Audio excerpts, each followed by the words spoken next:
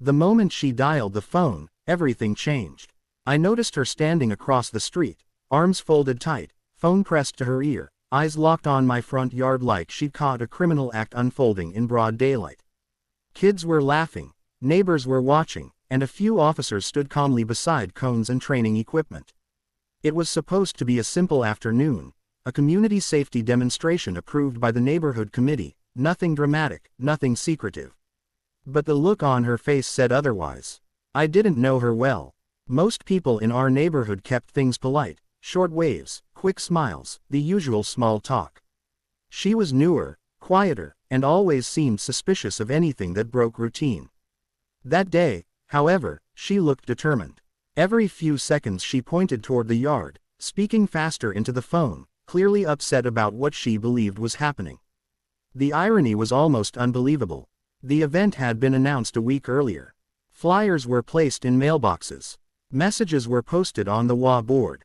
Even the local community page mentioned that trained officers would be demonstrating basic safety skills, things like emergency awareness, how to stay calm during danger, and simple tips families could use every day. It wasn't loud, it wasn't aggressive, it was meant to bring neighbors together. Yet somehow, she saw danger instead of safety. At first, I ignored it. People misunderstand things all the time. The officers continued setting up cones while kids practiced following simple instructions. Parents stood nearby chatting, enjoying the rare chance to learn something useful together.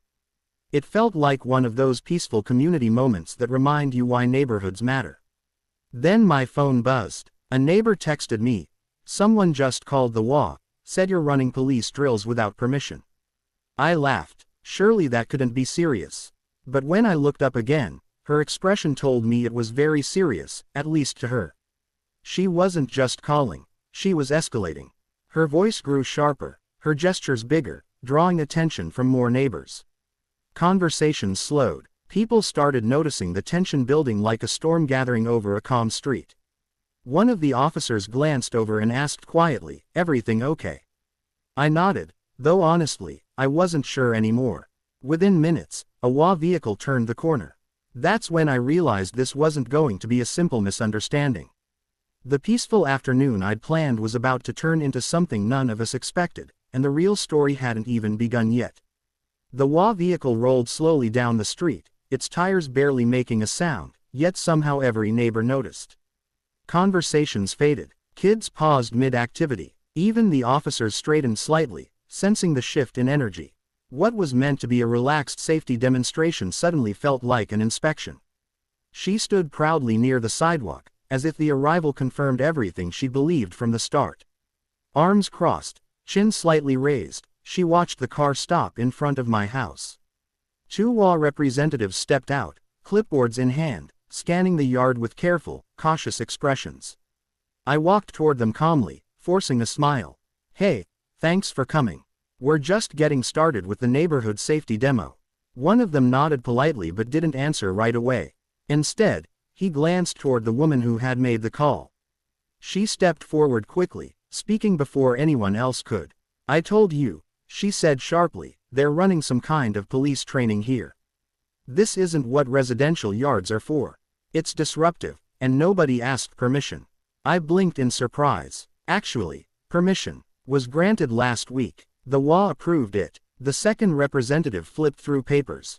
The first looked slightly confused. The officers stayed back, giving space, but their calm presence made the moment feel heavier. Neighbors gathered at a distance, pretending not to watch while clearly watching everything. The woman shook her head. "No one told us police would be here. This feels unsafe." One of the officers stepped forward gently. "Ma'am, this is a community safety demonstration. Nothing tactical, just awareness training for families." She frowned, unconvinced. The HOA representatives exchanged looks. I could see uncertainty forming. Not because anything was wrong, but because they were caught between two competing narratives, her urgent complaint and my quiet confidence. One of them finally spoke. "We'll need to verify the approval details," he said. I nodded. Of course. As he checked his tablet, a long, awkward silence settled over the street. The kids whispered. Someone's dog barked in the distance. The atmosphere felt tense in a way that didn't match the event at all. It was strange how quickly peace could turn into suspicion with just one phone call. The woman stood firm, convinced she'd done the right thing. She kept glancing at neighbors, as if hoping they would support her. Most avoided eye contact. A few parents quietly reassured their kids that everything was fine. Then the representative's expression changed. He looked up slowly, clearing his throat. "Well, it appears this event was approved," he said carefully. "Full permission granted. Safety demonstration with local officers. Everything here is compliant." The street went silent. Her confident posture faltered, just slightly, enough for everyone to notice. But instead of ending the moment, the tension somehow grew stronger. Because now the question wasn't whether the event was allowed. It was why things had escalated this far, and what would happen next. For a moment, nobody said anything. The WA representative's confirmation hung in the air like a sudden shift in weather. The officers relaxed slightly, parents whispered again, and the kids slowly returned to their activities. The demonstration should have continued naturally, but something had changed. The silence wasn't peaceful anymore. It felt heavy, like everyone was waiting to see how she would react. She stared at the clipboard, then at me, confusion mixing with embarrassment. "But, no one told me," she said, her voice quieter than before. "They did," a neighbor answered gently from the sidewalk. "There were flyers last week." Another added, "It was on the WA notice board too." Her shoulders stiffened. "I never saw anything." The WA representative tried to ease the situation. "Sometimes announcements get missed. It happens." But the atmosphere wasn't easing. The crowd's attention had shifted from the event to the confrontation itself. I could feel the tension creeping into every glance, every small movement. This wasn't just about a misunderstanding anymore. It was about perception, trust, and the way assumptions spread faster than facts.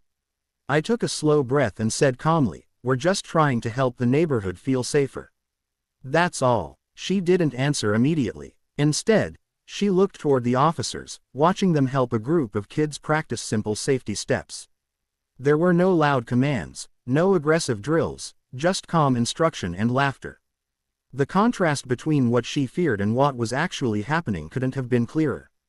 One of the officers walked over and offered a friendly smile. "You're welcome to join us if you'd like.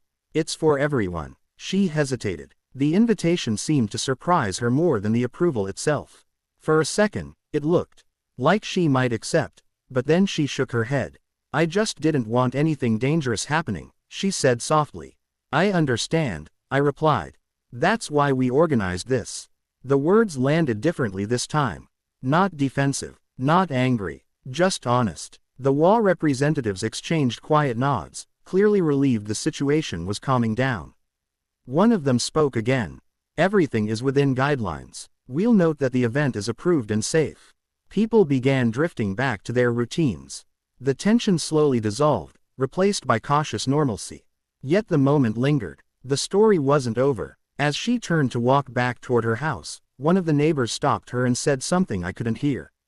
She paused, glanced back at the yard, and for the first time, her expression softened. Maybe she realized how quickly assumptions can spiral. Maybe she felt embarrassed. Or maybe she was just unsure how to step back into a situation she'd already escalated. Either way, something was shifting. And none of us knew yet that the biggest surprise of the day was still waiting, because a message had just arrived that would change how everyone saw the event. Just as the tension started fading, my phone buzzed again. I glanced at the screen, expecting another neighbor checking in, but instead it was a message from the community coordinator who helped organize the event. The subject line stopped me cold. "Important update, please announce." I opened it quickly, reading twice just to be sure. The safety demonstration hadn't just been approved, it had been officially selected as part of a pilot program the neighborhood was testing. If successful, similar events could be held regularly across the community. Suddenly, this wasn't just a small gathering in my yard. It was something bigger, something meant to bring neighbors closer together. I looked up and realized most people were still watching, waiting for direction. The officers were helping kids line up again, the WA representatives preparing to leave, and she stood halfway down the sidewalk, glancing back every few seconds as if unsure whether to stay or go. I cleared my throat. "Hey everyone, quick update." Conversations paused. Even the HOA reps turned back. I explained the message, keeping my voice calm but clear. As the words sank in, expressions shifted from curiosity to surprise. Parents nodded. A few neighbors smiled proudly. One of the officers gave a small thumbs up. "This is exactly why we're here," he said. "Community safety works best when people feel included." The timing felt almost unreal. Just minutes ago, the event was being questioned. Now it was being recognized as an example for others. The HOA representative stepped forward again. "That's great news," he said, more relaxed now. "If this becomes a pilot model, it reflects well on the neighborhood." I noticed her standing still, listening carefully. The confidence she had earlier was gone, replaced by something quieter, maybe regret, maybe reflection. She took a few slow steps closer, stopping near the edge of the yard. "I didn't know it was that official," she said, almost to herself. "It's okay," I replied gently. "Sometimes things look different from the outside." She nodded faintly. One of the parents nearby added, "You can join if you want. It's actually pretty helpful." For a second, she hesitated again, then surprised everyone by stepping forward. Not fully into the group, but close enough to show she wasn't walking away this time. The officers restarted the demonstration, showing simple safety techniques. Kids laughed. Parents asked questions. The mood felt lighter, as if the neighborhood itself had exhaled after holding tension too long. Still, I couldn't shake the feeling that the real turning point wasn't the announcement or the approval. It was her decision to stay. Because when people choose to watch instead of walk away, they sometimes see things differently. And as the demonstration continued, something unexpected began happening. Neighbors who barely talked before were starting to connect, and the story that started with conflict was slowly turning into something else entirely. The energy in the yard felt completely different now. What started as tension and suspicion slowly transformed into curiosity and conversation. Parents who usually hurried inside after work stood together asking questions. Kids practiced safety drills with excitement instead of nervousness. Even the officers seemed more relaxed, laughing as they encouraged everyone to participate. And then something no one expected happened. She stepped closer. At first, it was just a few cautious steps, enough to see better, not enough to fully join. But one of the officers noticed and smiled. "Would you like to try?" he asked, holding out a simple demonstration prop used for teaching awareness. She hesitated, glancing around as if worried people were judging her. Instead, she found friendly faces.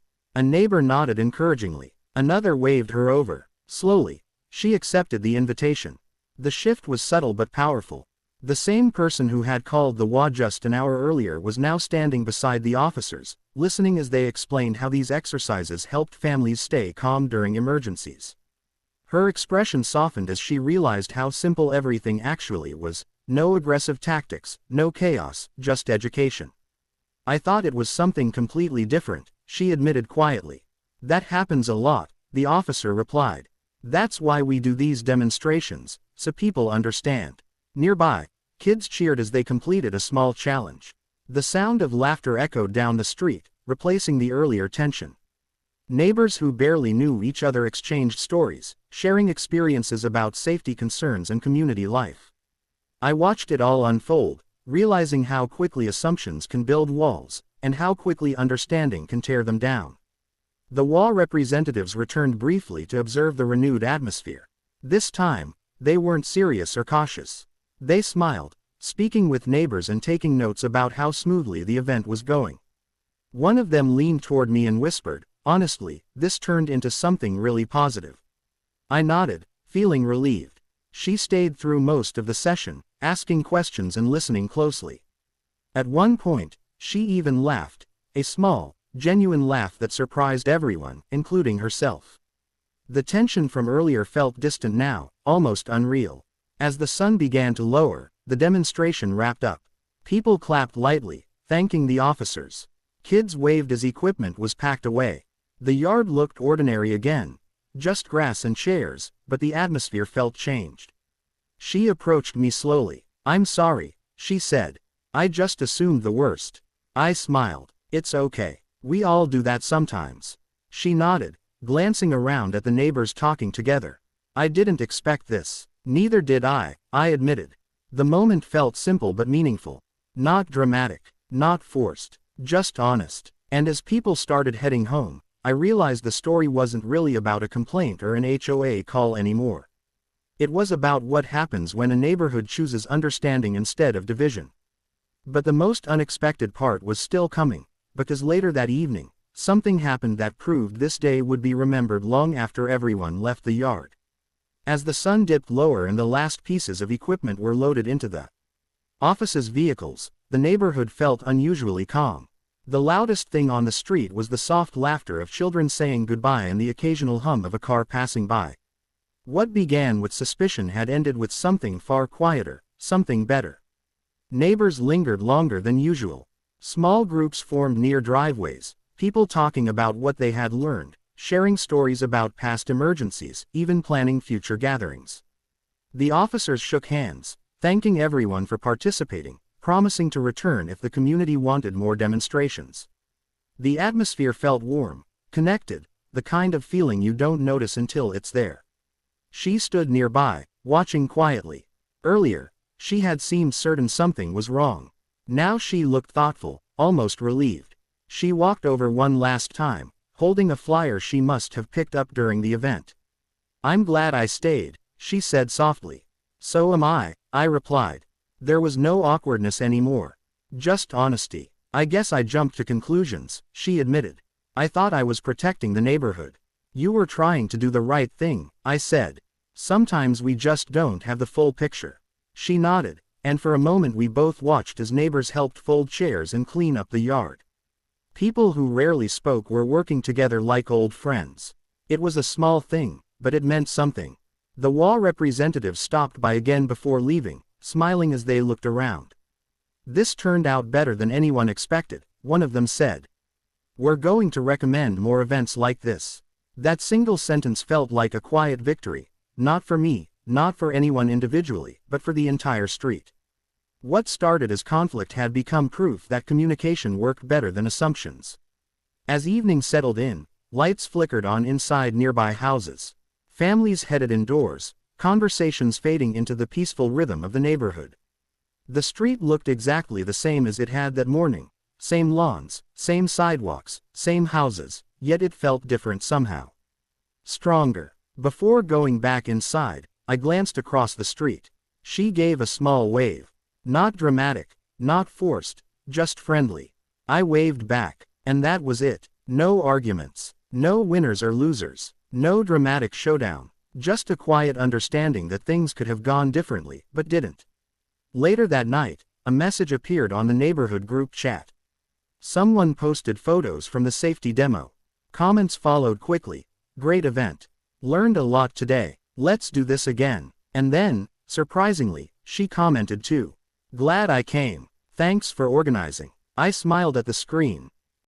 Sometimes stories don't end with applause or big speeches. Sometimes they end with small moments, a wave across the street, a shared understanding, a neighborhood choosing connection over conflict, and when people choose to talk instead of assume everything changes. Welcome to Karen Universe, where we dive into every wild, quirky, and intriguing story out there.